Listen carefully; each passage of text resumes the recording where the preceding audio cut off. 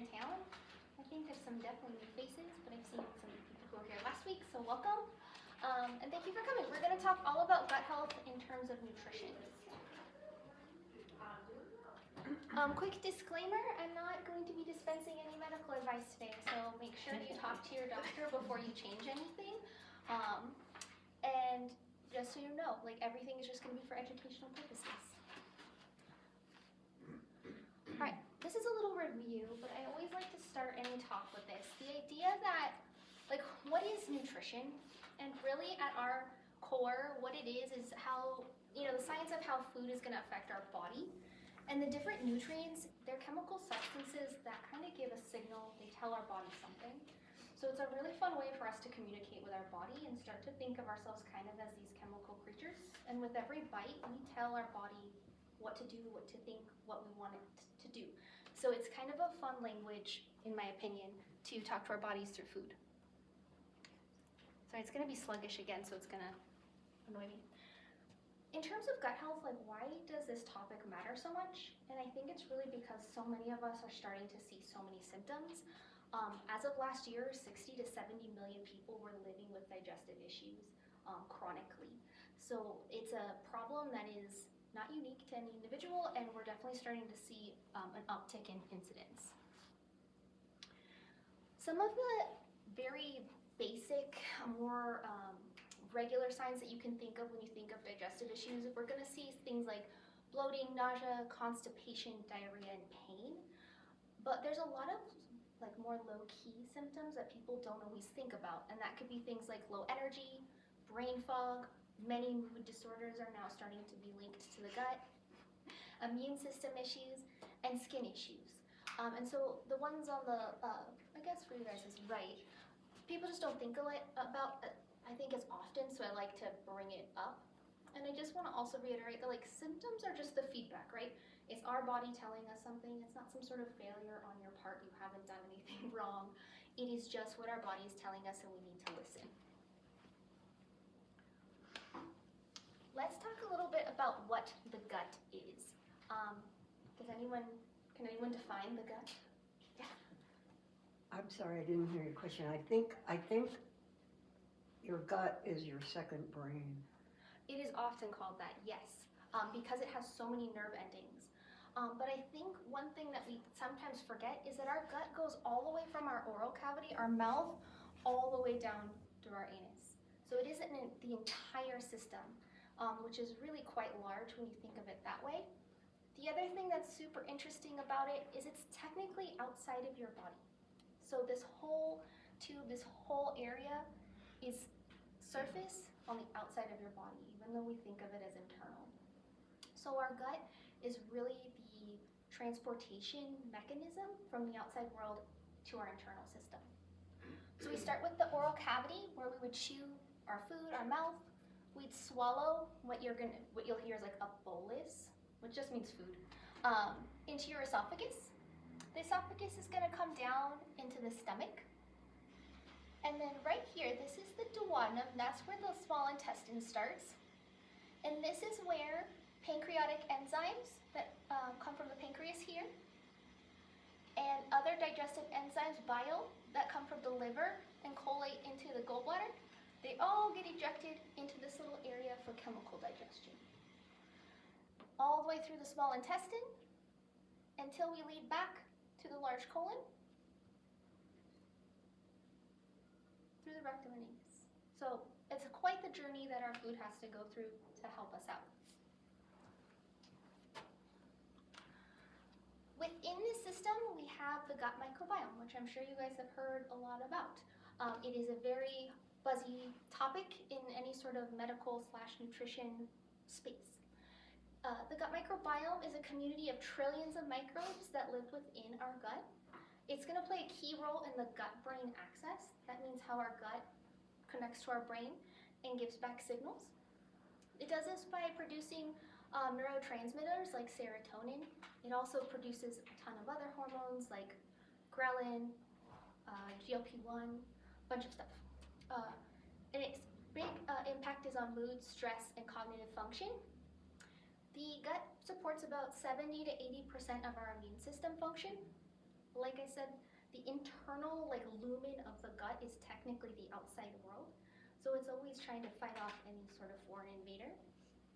It's going to help regulate inflammation and reduce the risk of chronic disease. And it's essential for digestion of nutrients, obviously transporting those nutrients into the bloodstream, but also things like vitamin B is produced, vitamin K is absorbed, and it creates beneficial components that are going to protect that gut lining, that barrier between the two surfaces. So the gut-brain connection, the gut and the brain are constantly communicating, and this is called the gut-brain axis. It connects via the central nervous system. The gut is often called the second brain, very lovely. And the way it communicates is through the vagus nerve. So serotonin, different hormones that are produced within the gut, they can't actually get into the brain themselves because of that blood-brain barrier, but they affect different nerves, mainly the vagus nerve, which runs up here through our ears and into our neck, into our central spinal column, and that's how it affects mood, different sensory things like that. Serotonin, this is that hormone that really helps us feel more positive, in a good mood, and about 90% of it is actually produced within the gut. So things like anxiety and stress, depression can be really regulated through our gut's health. It also is going to help with memory, cognitive health, and focus. Brain fog, fatigue, and no surprise, stress can really negatively impact that gut microbiome and kind of put us into a two-way cycle with those sorts of disorders, especially anxiety and depression. All right, so what is this gut barrier that we keep mentioning? It is the cells and the mucous membranes that separate the inside lumen of our intestines, so the outside world, from our internal world. It protects the lining that separates, sorry, I already said that. It's made up of a bunch of tight junctions that control what gets absorbed and what doesn't. So the cells within our intestinal lining should look very much like this, nice and tight, with little tiny gap junctions in between here, which act as little portals for our nutrients. It allows nutrients and water to pass through, but it's going to block all those toxins, pathogens, harmful things that we don't want being brought into the bloodstream. It's going to work closely with the immune system to defend against stress because it's our first line of barrier. It's a physical barrier. You may hear the term leaky gut. Does that sound familiar to anyone? Okay, so that is when our gut microbiome and our gut lining are compromised. It's going to increase inflammation, and it can increase the risk of food sensitivities and illness. And a strong gut barrier is really essential for overall health and immune function. If you come in and see Ashley or me, the first thing we're probably doing if there's any gut issues is really trying to rebuild that barrier.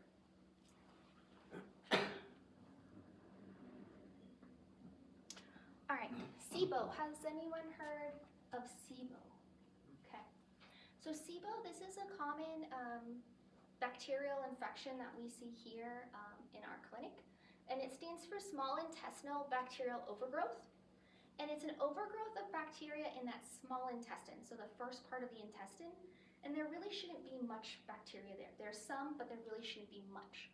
Because of this leads to the early fermentation of food and the production of gas where it shouldn't be. And a lot of folks can feel bloating, gas, and abdominal pain. It's also correlated with diarrhea and constipation. It can be both and or. Everyone's kind of Russian roulette on that one. And also nutrient deficiencies and fatigue, and this really has to do with the lack of absorption and the compromising of that gut barrier. What I will say though is, clinically, I've seen a lot of SIBO cases. The bloating is really the hallmark, and people will say they don't have bloating, but they still have SIBO. So this is not always the case. Other things it can be associated with, it's very common for SIBO to kind of piggyback off of some other disorder. So things like IBS or poor gut motility. That means the contraction of your intestines doesn't work well enough, so you're not excreting feces as easily as you should. The food is staying in the gut too long. Other things that can really affect it are things like antibiotic use, stress, anxiety, what am I thinking of? Food poisoning. I want to say a good majority of folks who end up with SIBO have had a recent bout of food poisoning, and it kind of can trigger some funny things.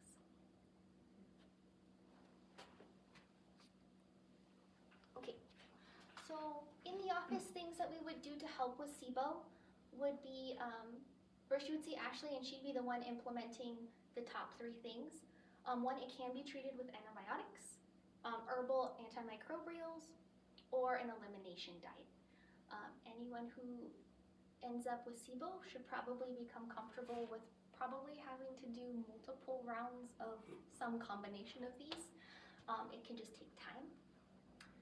Once we get that first round of treatment underway, then we definitely want to do a low FODMAP diet where we implement an eating strategy to kind of keep those fermentable foods low so we can starve out that small intestine and bring that population back down. Once we've done that for about 2 to 3 weeks, then we definitely want to make sure we're reintroducing food, because having a nice variety of vegetables, fruit, protein in the diet is going to be the best for the gut. We can definitely use some prokinetics. So that gut motility, like I said, it's a natural contraction that goes through the intestine and helps move food waste products up and out. We want to make sure that that's always moving well. For many of us, if we don't move enough, endometriosis, abdominal surgeries, some folks just have kind of like what they call like a sleepy gut. It just doesn't move as well. Issues with constipation, so medications can all slow down that motility. So movement can be really important for making sure that we're helping to repair. Repair and rebalance to support the gut lining. This can take many forms. Food is always going to be our first line of defense, so making sure we're getting lots of fiber, protein, good antioxidants, but things like probiotics, different supplementation can be used. And we want to address the root cause. So even if we're having, like what if you got food poisoning? You're not going to be forever food poisoned.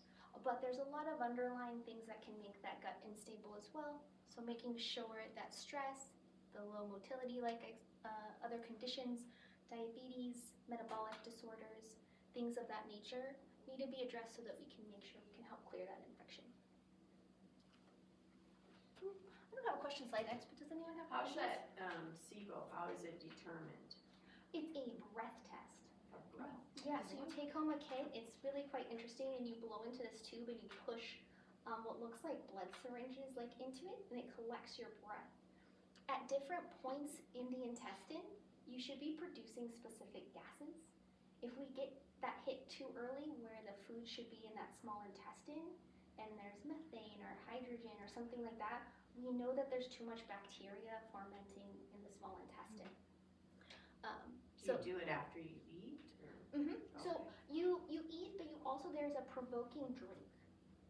It's called lactulose, and you take it, and it kind of, its job is to wake things up, and it'll really, if there's anything there, it'll want to feed off of it.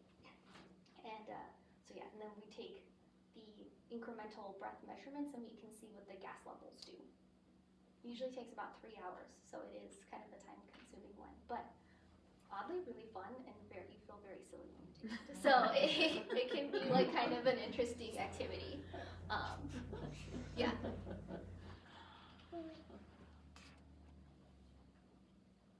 Okay. Another thing that can be really helpful for SIBO, I'm not always a huge fasting fan, but fasting can be really helpful. We want to make sure when we are implementing a SIBO diet, SIBO protocol, we're giving that intestine some time to relax and some time where food is not being brought into the system so we can have some die-off. And doing a little fasting or making sure we're very strict with our time-restricted eating, not snacking between meals, can be a very helpful way to help bring down that bacterial count. Food sensitivities. In the same vein, food sensitivities like SIBO tends to kind of flow with other disorders. It's a delayed reaction that is non-allergenic to certain foods. So it's not a true food allergy. What's happening is that the gut lining is really sensitive to that food because it's compromised. We had talked about how we want those cells to be nice and tight. with some food sensitivities, what's ending up happening is we get gaps in the cells, and food particles that shouldn't come back into the bloodstream do. And what happens is our immune system is like, oh no, foreign invaders, we must mount a response. So we start to get those antibodies to things like dairy, eggs, soy, corn, things that really shouldn't bother us in theory. But because our body doesn't know what to do with it, it can only create that systemic inflammation. And so that poor gut health with the imbalance and the dysbiosis, the leaky gut, those can all be things that trigger that gapping. Chronic inflammation, and then stress and immune system regulation. So if you already are prone to autoimmunity or you've had a recent infection, you may already be ramped up, and it can open up those junctions and make things a little bit trickier.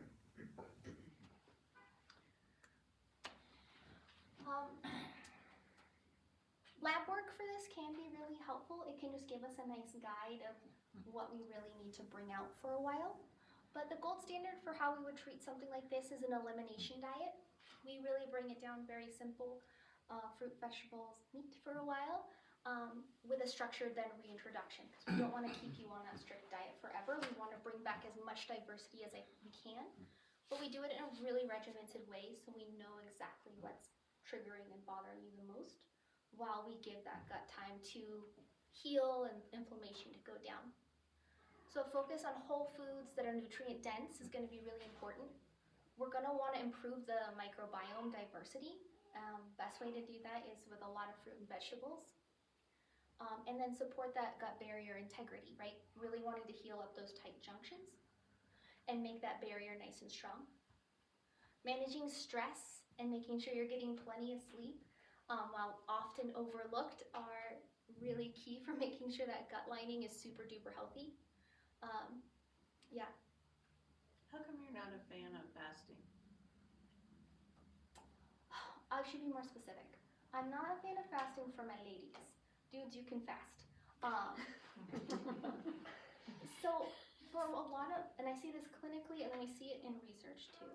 One, a lot of folks who fast, while they see like immediate weight loss, over time, we just don't see evidence that they're losing weight over longer periods of time. For my ladies, I don't like, especially if we're kind of maybe reaching perimenopause or older, we don't want to be doing work without fuel on board. So that's even if you're getting up, you're feeding the chickens, you're getting up, you're doing the dishes, you're getting up, you're doing a workout. If we do that fasted, all we're doing is stripping our lean muscle. Our body needs to have amino acids in the bloodstream to be like, oh, hey, this is great. I can drop fat, I can hang on to my muscle mass. Otherwise, our body is so eager to strip from lean muscle, and it is really hard to put on lean muscle as we get older. I turned 40 this year, and even now I can see it, and it's like, I know, don't judge me, but you see, but you're like, why isn't this working the way it worked 20 years ago? Yeah. And I imagine it'll even be different. In 20 years, it'll be a more dramatic change too. Yes. So for my ladies, if you're gonna do work of any sort, it needs to be fueled. And it's to keep that muscle mass, and we want that muscle mass because it's gonna build that bone mass, and it's for longevity more than like an aesthetics situation. Okay. The other thing too, with fasting, depending on the person, I don't think it always builds healthy mental habits or healthy relationships with food. Mm-hmm. If we're needing to fast to maintain our weight, we have a larger problem that we need to address, and we can probably have just a much healthier, happier diet than restriction. Okay. Additionally, I'll keep going. At least clinically, what I see when people fast, those eating windows are not full of great stuff. Hungry brains make poor decisions, and it's really hard, one, to fit enough protein into a 6-hour feeding window, and to make, it has to be spot on nutrient dense meals, and I just don't see people doing that. No, we like our snacks and our junk food. Yes, we do, and we like our sugary drinks. Yes. If we give ourselves a larger eating window and we're a little kinder with ourselves, we can usually find the appropriate spots for those to come in and see a more gradual but nice steady weight management. So that's kind of my, guys, you guys are very different, like your muscle fibers are very different, so if you want to fast and work out, feel free. I still recommend that you eat really well. If you're going to work out, eat well after you're done with your workout.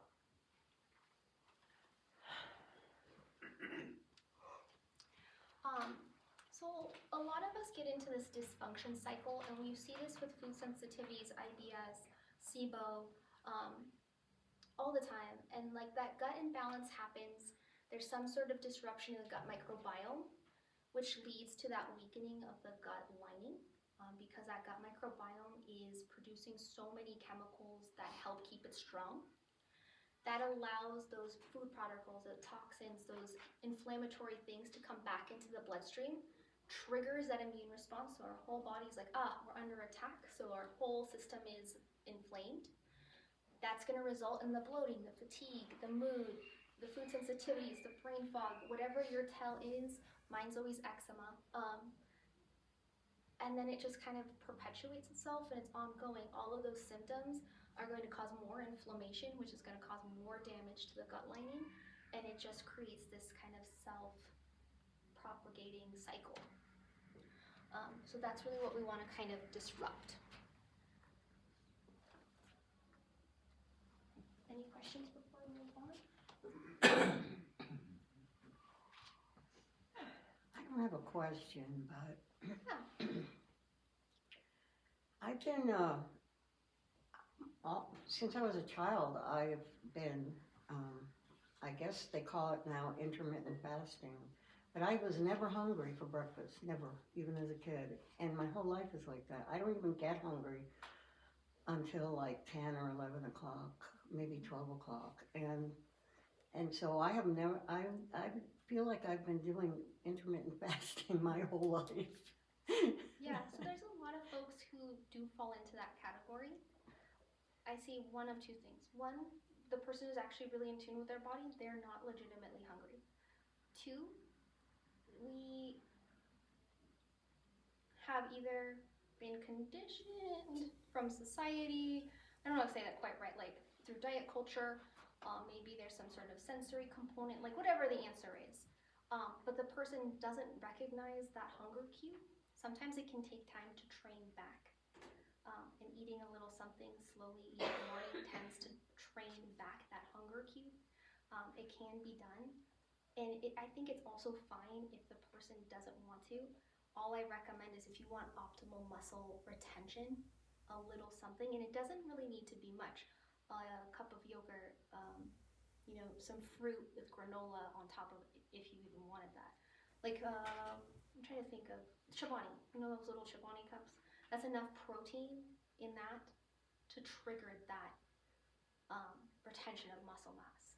So there's nothing in here. You're not like doing anything wrong, but if we want to but are you also like working, doing things, you're active in those mornings? Oh yeah, I do yoga, Pilates, I walk. So my only concern would be that you may not, one, be getting a strong enough signal from yoga and Pilates to start to build muscle mass, and then you have no amino acids on board. So it's really more of a question of muscle mass retention than anything. The one time I tried to eat before yoga class, I had to run out of the room. I felt like I was going to throw up.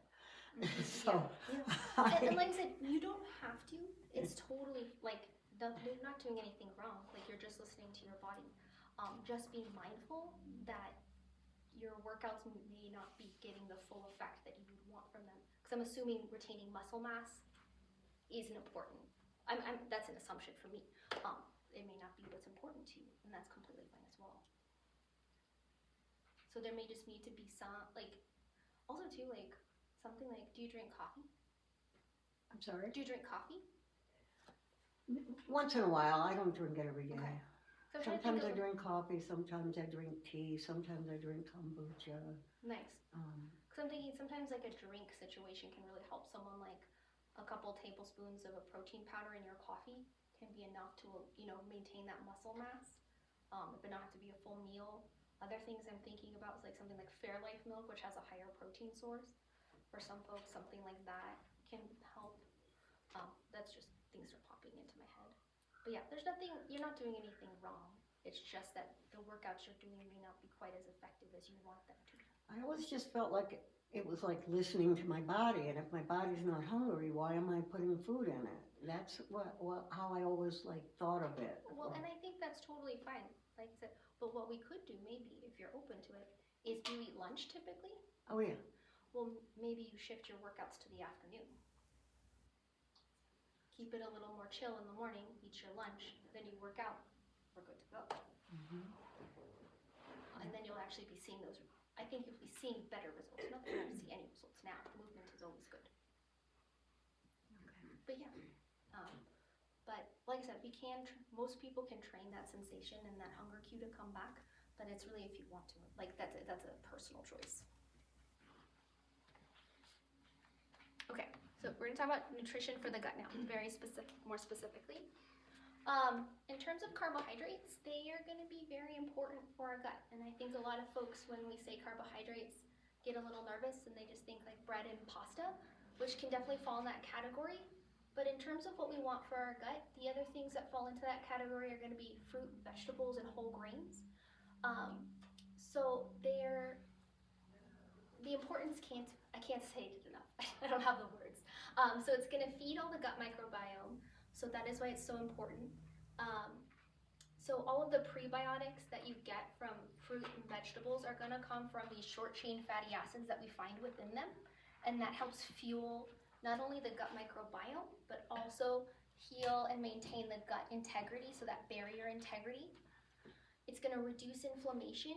So when we're having these big chronic flares, we can help bring it down. It's also going to help with digestion, building bulk within our stools. So if we're having issues with motility and moving things through the gut fast enough, it helps. And helps prevent constipation, which is a big problem for a lot of folks.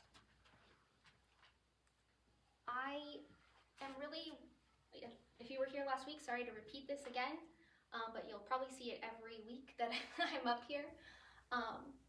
The fiber component within our carbohydrates is so beneficial. There's really no body of evidence that I've found that is as compelling as making sure we're getting enough fiber, both soluble and insoluble. It's recommended that depending on the individual, 25 to 50 grams of fiber a day is recommended. The national average right now is about 11 grams. So I think this is just me saying this, probably a big component that is aiding in our gut instability issues. But I know starting a fiber-rich diet can be kind of tricky for folks, so I recommend taking it really slow.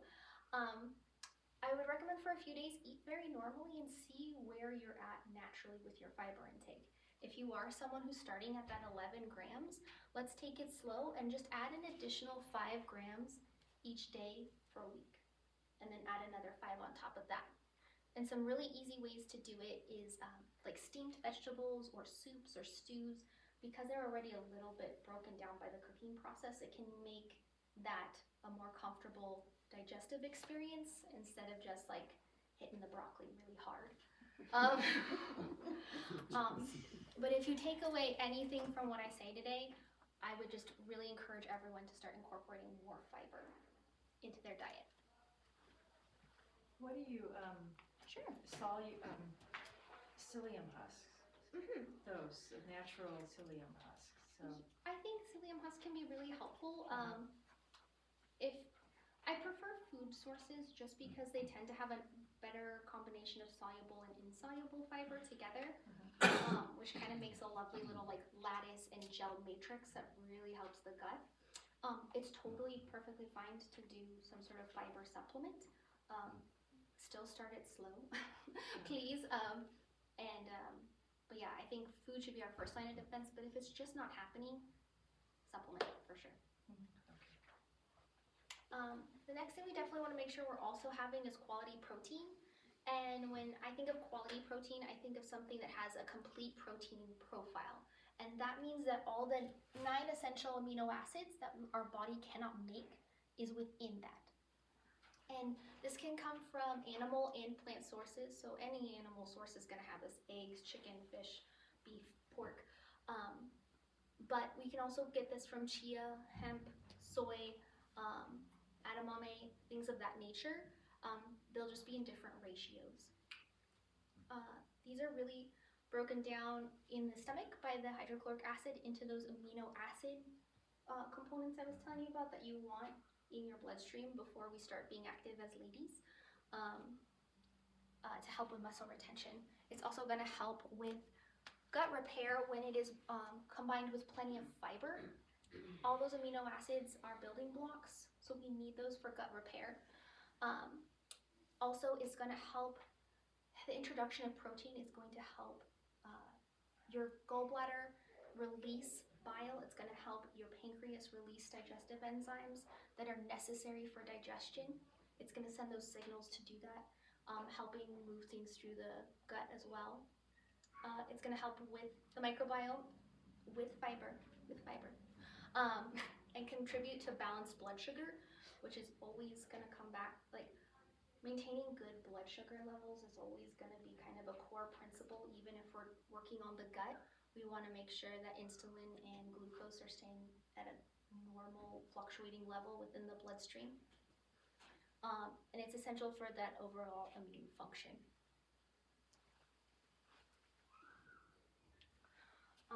We also are not going to forget about our healthy fats. We want to make sure that we're getting the appropriate amount of fat within our diet.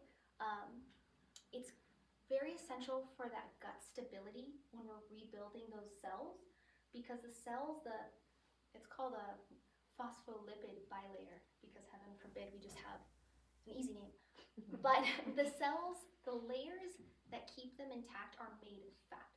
They are fat, like a double, it kind of looks like this actually. So there's two fat molecules that come in here, and then that phospholipid is here. The phosphorus is on the outside. And it keeps that cell nice and intact. So we want to make sure we're giving our body a good amount of fat so it can do that process.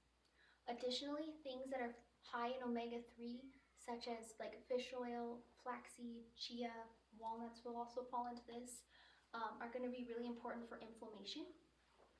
Many of our vitamins, they need a fat source to be absorbed. So we want to make sure if we're doing vitamin A, D, E, and K, we all have plenty of fat on board, otherwise it won't absorb properly. Also good for the gut microbiome and the cell, like I said, components. It's also going to contribute to satiety and that good glucose balance.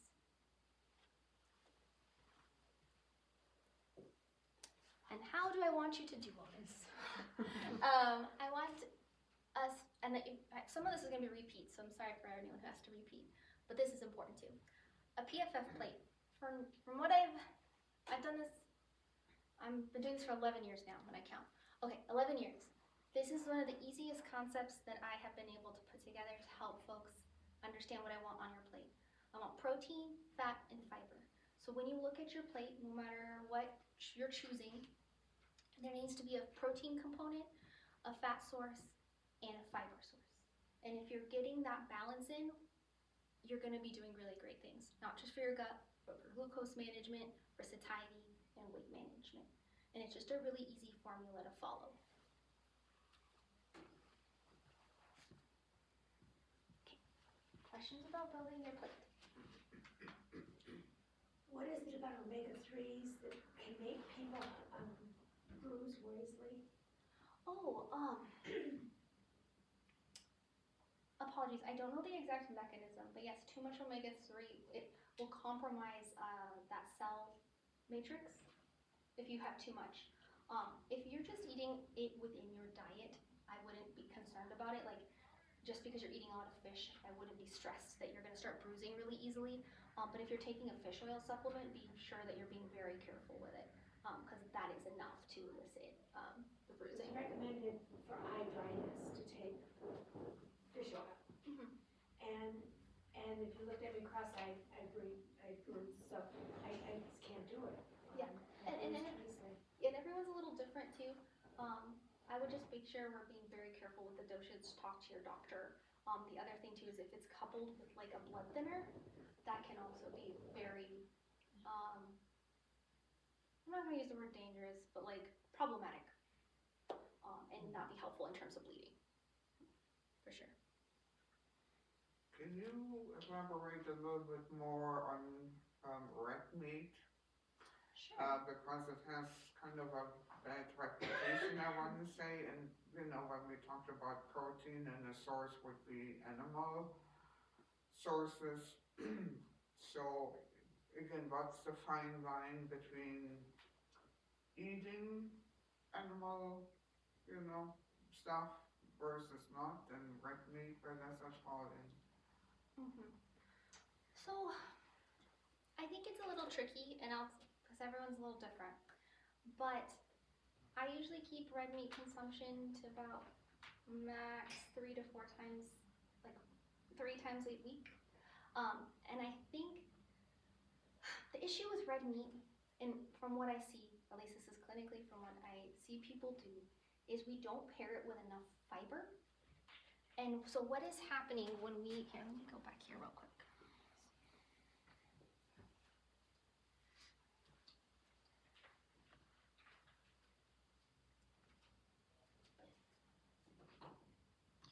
Okay, so when we're eating red meat, what is happening is when we are dumping that meat from our stomach into this duodenum area, that first part of the small intestine, we have bile coming from the liver and gallbladder to meet it, and we have digestive enzymes from the pancreas coming in to meet it. Many of our red meat meals are so fiber devoid that that is going to stick in that area of the small intestine and have a really slow motility time through. And what's happening is those digestive enzymes, they're working on the meat, but they're also working on your gut lining. So those acids, those biles, those digestive juices to break down the meat, they're breaking you down too. So when we're eating a lot of meat and we don't have the fiber component to help move it through at an appropriate place, we open ourselves up to digesting ourselves. And that, I think, is probably the bigger question. I think that's probably the bigger problem than the meat itself. It's that we're not giving it that fiber component that it needs. And our bodies tend to work better on, like, with those two in concert together. Like I said, I keep my red meat consumption to about 2, maybe 3 times a week. That's just my preference. If you want to do it more, then you're also eating a lot of vegetables, please. And that is the big reason why.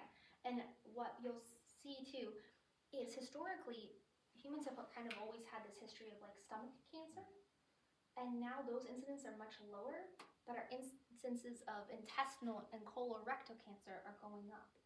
And we don't have like a solid understanding as to why, but one of the big theories is that our gut motility has slowed down because we're eating so much meat and not enough fiber. And so we're digesting our own intestines and causing lesions, issues, stuff of that nature. So I think does that help answer your question? Is there a ratio for, like, if you're eating chicken versus pork chop versus fish versus, you know, some beef product or something?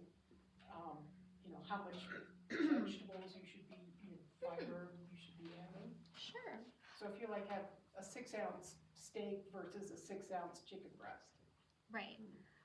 Let me pull this guy up. I think this will be a helpful. Oh, nope, you're not gonna. Okay. Here you go.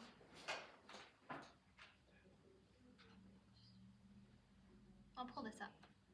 I think this is one of the easiest references. So whenever you're eating a meat, a good portion size is about the size of your palm. It should be accompanied, and there's different measurements for men and women, also for appetite, please adjust. But if you're having like a palm size portion of meat, we need about a fistful of veggies. And we probably need about a hand's cup of grain and a thumb of fat. And this is proportionate to your body. So if you use this, you can use your hand and it's proportionate to you. I will say though, let's say you want to be a man with your veggies and have 2 fistfuls, please feel free. No stuffing from me. And I think that is probably a more useful measurement than any sort of like gram for gram. But it doesn't matter whether that palm size is chicken or steak or pork or fish. It can be eggs, it could be tofu. Yeah, it can be whatever you want it to be. Hmm. I like how you have at the bottom adjust portion up or down according to, because I could never eat that much. Oh, see, I could never be full off like. So everyone's appetite is different, and everyone's satiety cues are going to kick in at a slightly different pace. Some people have a really heightened sensitive, like, my guess is you're just very sensitive to your hunger cues and your fullness cues. Does Yeah. it feel Oh, very yeah. uncomfortable to be full? Oh, yeah, he knows. You probably can't think very well, you're almost cranky, Right. it's very overwhelming for you. Maybe feel like I'm gonna barf. Yeah, and I am not that way. So, so for me, like, to get that enough input to like be like, oh, you're full, it's just different. So everyone should listen to their body.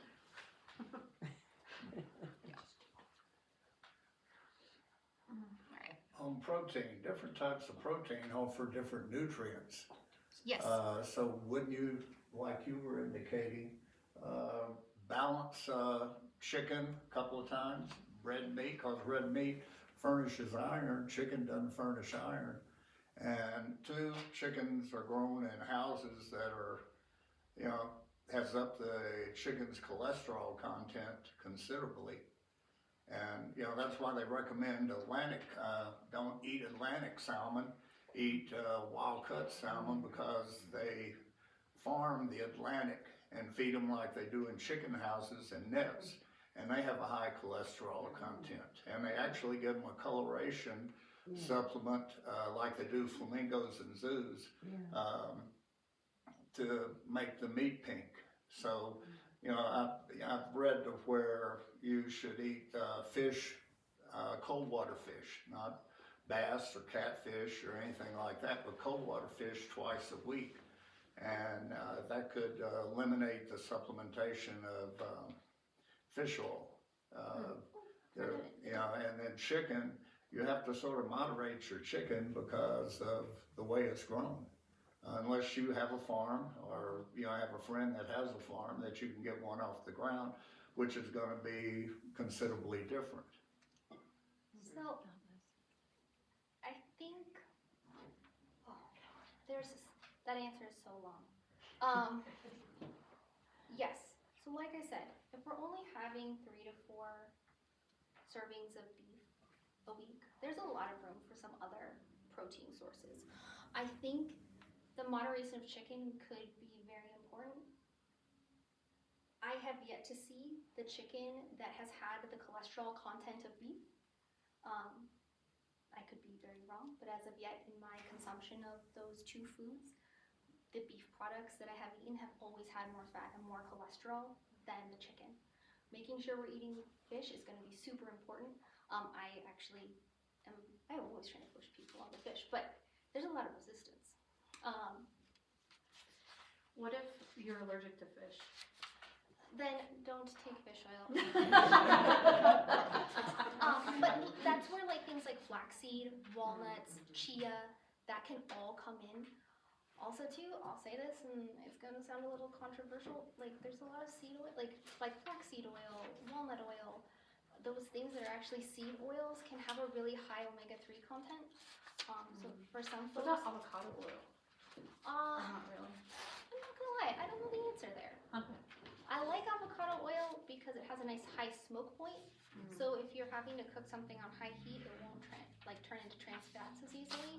So I do really like cooking with it, but I don't know the answer for that off the top of my head. But yeah, so I'm not entirely sure that I was able to answer your question because I'm not entirely sure I know it. If you want to repeat if there was a question, or did you just want to say that the No, I importance of was fish? wondering what you thought. Yes, the importance of fish. I think that's a great thing if you can incorporate it. I like a varied type of protein source. I would even say that if you didn't want to eat chicken or beef and wanted to incorporate more things like legumes and quinoa and tofu, that would be a wonderful way to combat cholesterol, add a ton of fiber, and still get that protein source. But I don't get popular points for when I tell people to eat more beans, legume, and tofu. So most of the time I make people pay me for that one. But so I think a nice varied getting protein sources from multiple places. Same with fiber. You're always going to win with the variety. Our guts really quite enjoy that. On tofu, you have to watch elevating your estrogen count. And then two, you have to remember, I found this out from experience, all tofu isn't created equal. You have to, especially a tofu product, if you read the ingredients on products that have been made out of tofu, it's the chemistry set. So there's a couple things there. One, yes, I like a nice organic tofu. Two, tofu and tofu products are vastly different things. So like a tofurkey or like a tofu turkey, like a tofu like ham slice is going to be very different than a block of tofu, or like even edamame, the whole bean. Also, I wouldn't stress about the estrogen levels. That's been pretty much debunked, and in many other countries where they eat a lot more soy, they are not seeing any of those estrifying issues. They're actually seeing, especially for women, like reductions in breast cancer when women switch from higher protein animal sources to soy products.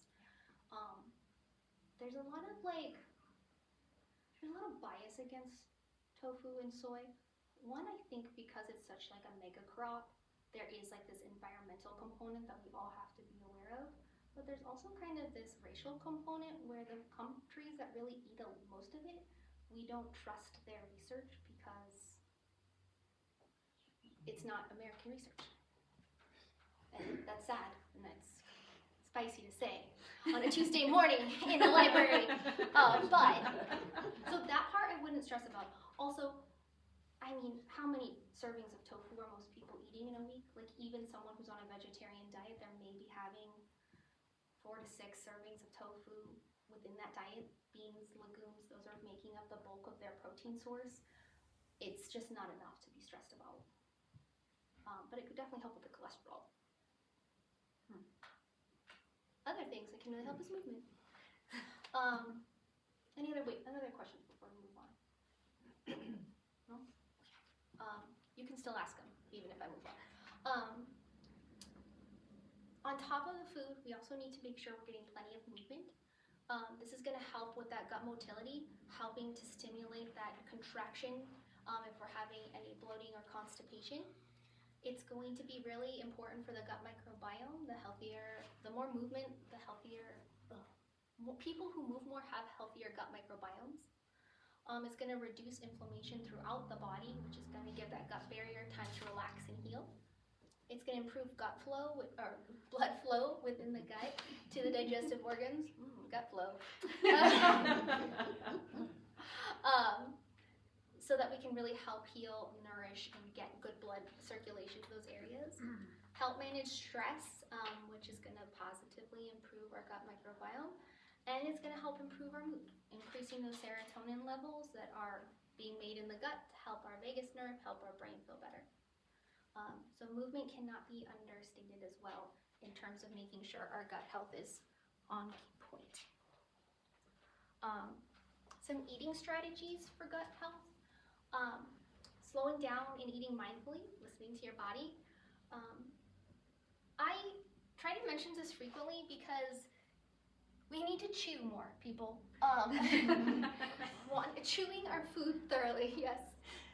My son used to eat so fast that I took a timer and I set it next to him and I said, you have to eat until this goes off to try to train him to eat more slowly. Yes.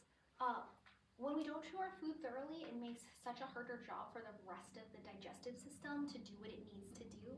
So that stomach acid is working harder, those digestive enzymes from the pancreas and the gallbladder are working harder, the intestine, the large intestine, sometimes our poor rectum and anus are working harder.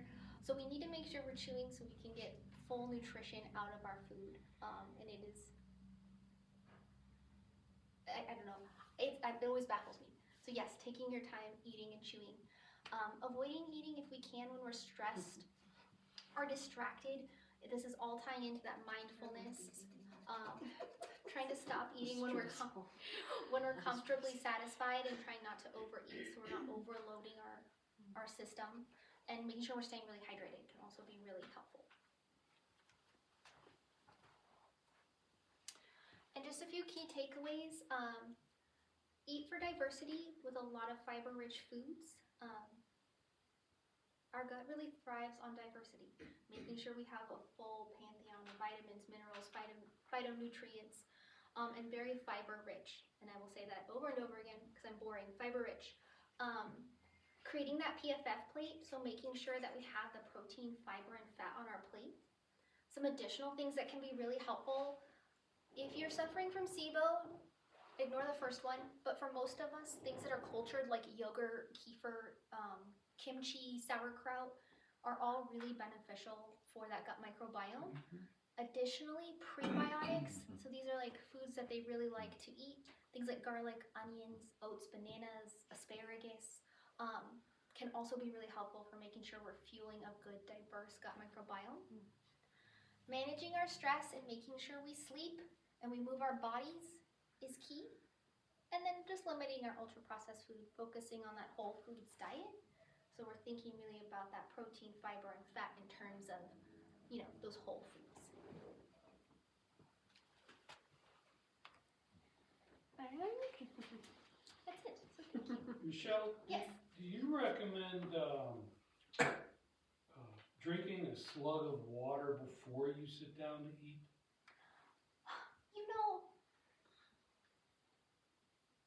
I think it can go either way. If you're drinking water before you eat, then we need to make sure we're being very mindful that we're getting enough nutrients into our body. I'm more of like a sipper throughout our meal to help lubricate, to help with that hydration, but I don't want water to replace the space where our food should be. If it's in terms of like some sort of weight management, I think we can be more effective in different ways than drinking a bunch of water before a meal. But if you're really thirsty and you're really dehydrated, that's when your body's like, oh my gosh, then yes, please fill. For a lot of folks, sitting down to that meal is the signal, like, oh, I should be drinking. Just be very mindful that you're also saving enough space to get what you need in. So it can kind of go many ways.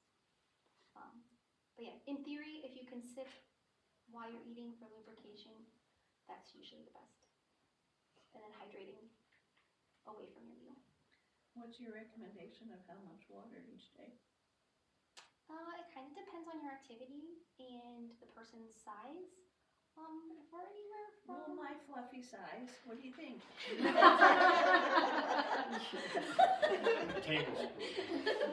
Well, I'm sure you're also doing a lot of physical activity. Well, So, not as much as I should. She's but been yes. walking every morning. Yes, I have. I would say in general, if we're going 68 to 80 ounces a day, we're probably in a pretty good space.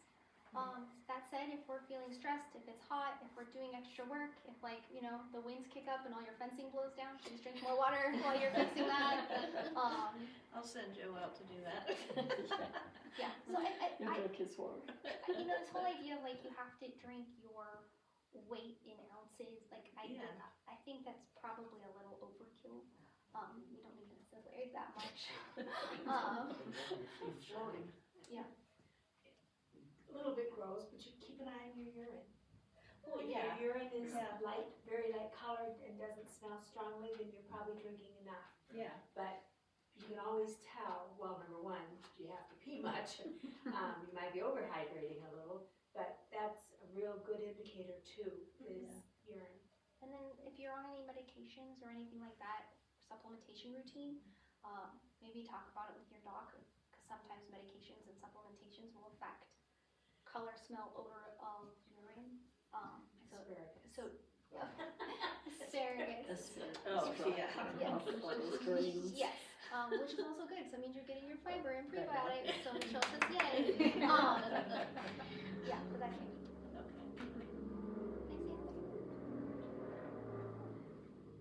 I'm gonna say living high in an elevation and stuff like that with water and hydration and stuff.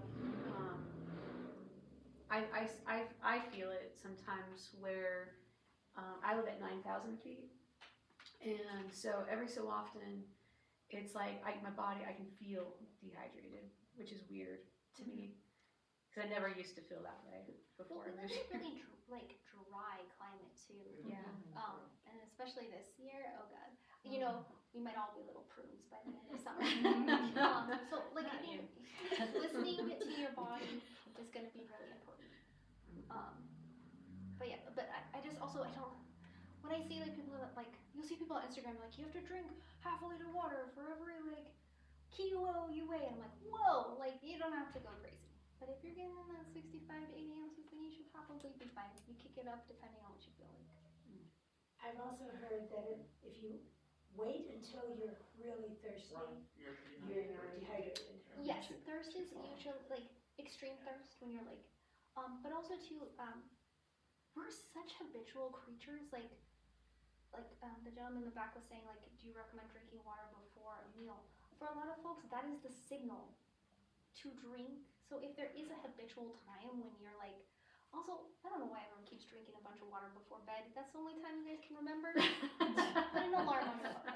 But if that is really the only time and you want to pee 4 times in the night, like, you know, rely on those habits, because it's not like the water is going to like do anything in your body other than keep you up. But yeah, so sometimes we have to just rely on our natural cues that tell us, or set alarms on your phone, and then forget how to turn them off. Can't find it. Yeah, absolutely, yeah. I'll have a few clients and I'm like, it says Michelle tells you to eat, or like Michelle, like, you know, so you need to put my name on there so you feel judged, you know, just to say hydrated. I got a question, and I guess it's in reference to vitamins and supplements and stuff like that. The capsules or the pills or whatever, as opposed to the ones that melt in your mouth, and so your body can assimilate it a little bit better than some of the other pills and stuff that wind up going further on down and your body doesn't absorb them like they should. It's a little complex.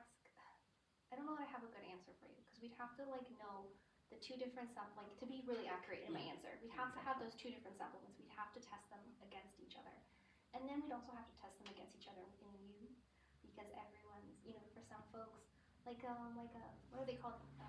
Century 21. That's the Centrum Silver. I was thinking of the real estate company. Century 21. Like for some folks, those can be hard to digest, but not for everyone. So those can pass through the system and tend to have a good effect. So I think it's really what you like, what you will remember to take, and what you're consistent with, because that's going to beat out any performance of the vitamin any day of the week. The other thing about capsules and things, if they're covered usually for a reason, so that they get to the point in the gut they need to be before they're released, so that the stomach acids don't destroy it. The ones that you take sublingually absorb right into the bloodstream very quickly from the mouth, and so they aren't affected much at all by enzymes and acids. But it depends on what the compound is, and that's why antibiotics that come in a capsule or something, don't open it and put it on something. They're capsulated for a reason, so that they get to where they need to be. Yes, like the antibiotic that you would use if you had SIBO, it doesn't break down in stomach acid, it'll break down in the bile, which is going to be in that small intestine. It needs to be. Yeah. The other thing to consider too is like if you're trying to do vitamin D, right, or vitamin A, and you're taking it sublingually and you don't have any fat in your mouth to help you absorb it, like what it's affecting it, you know, yes, no, maybe so, we would have no. But what I will tell you is if whatever you're taking, if you guys are consistent with it, it's going to always like it. It's, you know, you're like, yes, I feel good. It's always going to beat out the thing that may, in theory, work better and you're not going to take consistently. Do you know what I mean? So Yeah. If you've had gallbladder surgery and don't you need to take ox bile or something to help the digestive act, you know, because you've eliminated part of your chart, you know, by removing it. Yes, if you've had any, or even if you just have like a low producing gallbladder, for whatever reason, perhaps there's a blockage or the liver's no longer making enough bile for it to sit there. There's so many different things. A digestive enzyme is usually going to be very warranted. You take it with every meal. And yes, it replaces that kind of injection of digestive juices to help break down mostly protein and carbohydrates. But yeah.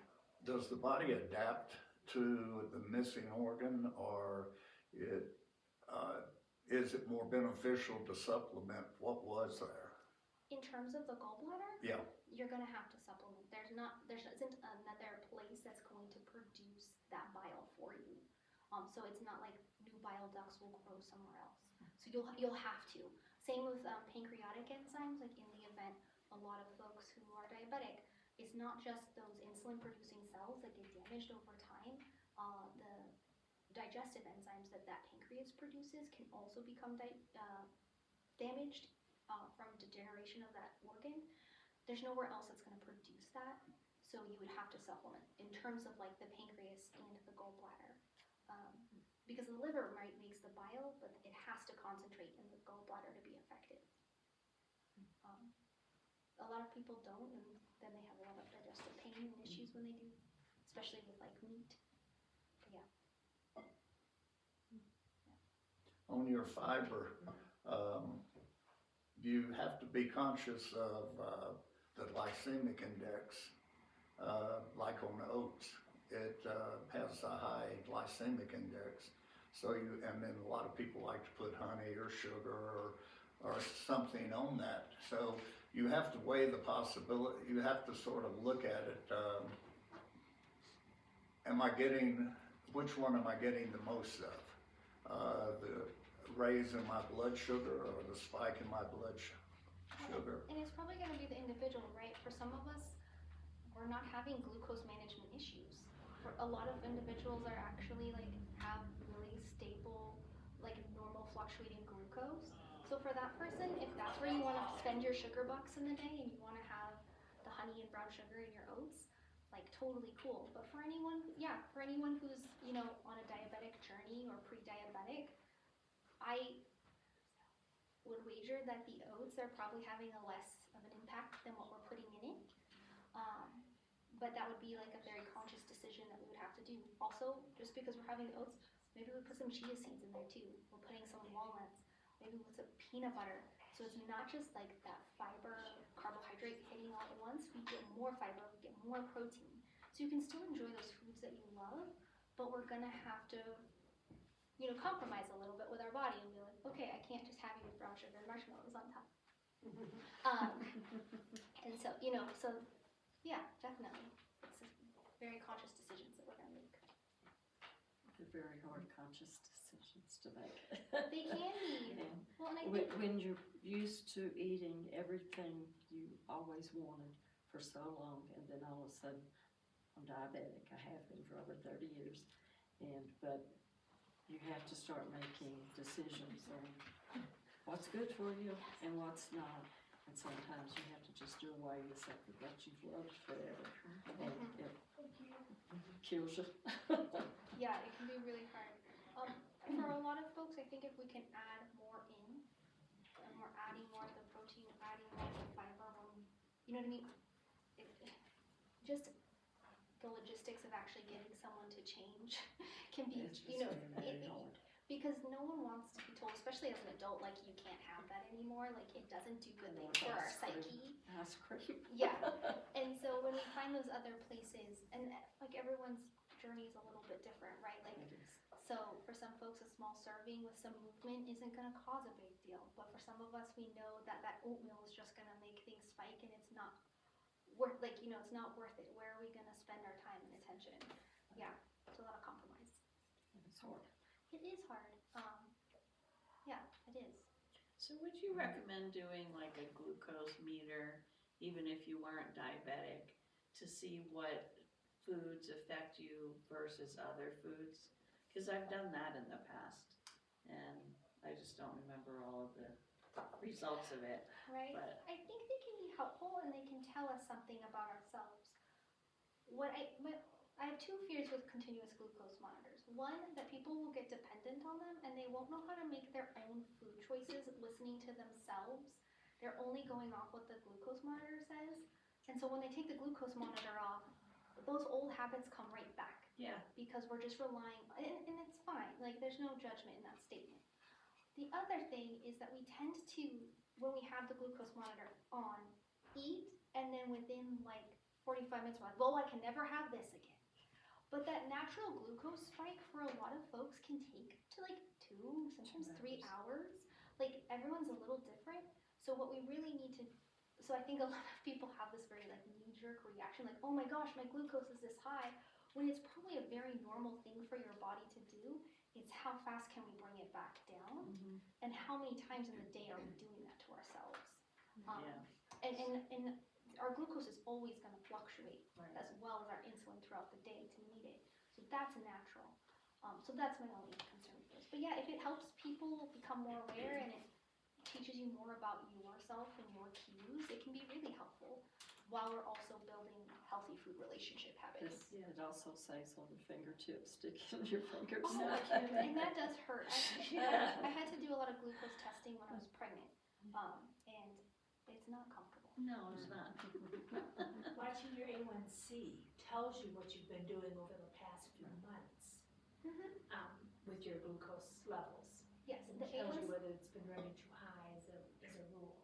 The only thing that I will say, sometimes for folks, that 3-month period is too long for them to feel motivated to do anything about it.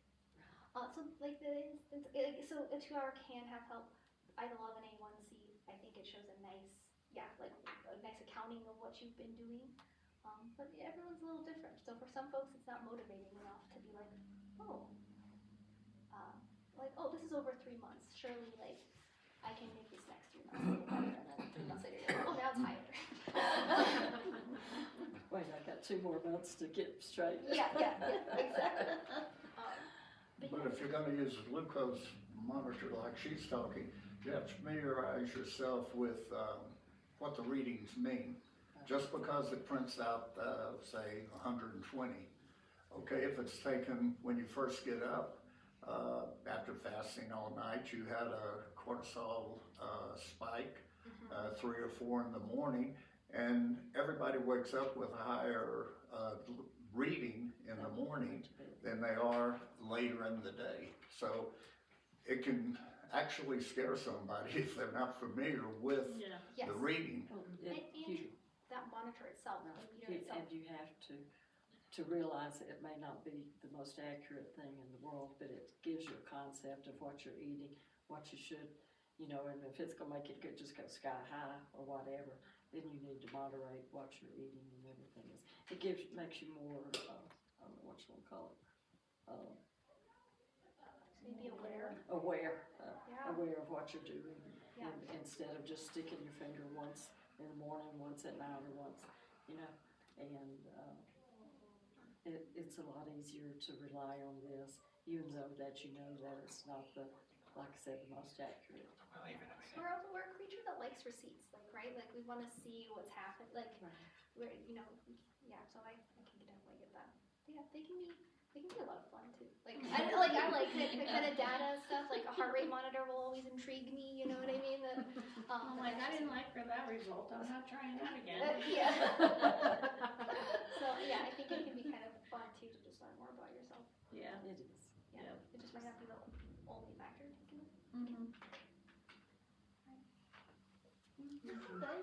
Thank you. Should we not? Yeah, thank you. Thank you. This series continues in 2 weeks. John, Yeah, the car that's the down. 4th one.